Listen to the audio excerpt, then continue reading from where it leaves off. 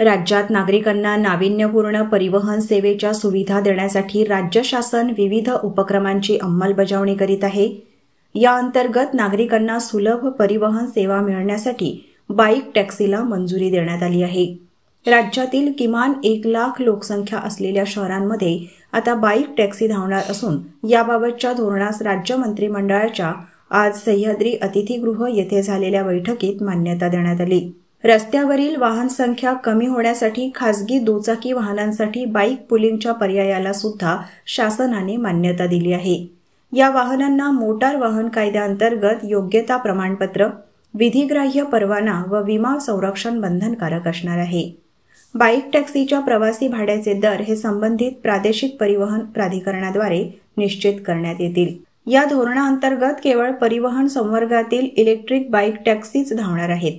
यामुळे शहरातील प्रदूषण व वाहतूक कोंडी कमी होऊन प्रवासाचा वेळ कमी होण्यास मदत होणार आहे। नवीन रोजगार निर्मिती होण्यास मदत होणार आहे। केवळ 20 ते 50 वर्ष वयोगटातील चालकांनाच बाईक टॅक्सी सेवा देता येणार आहे।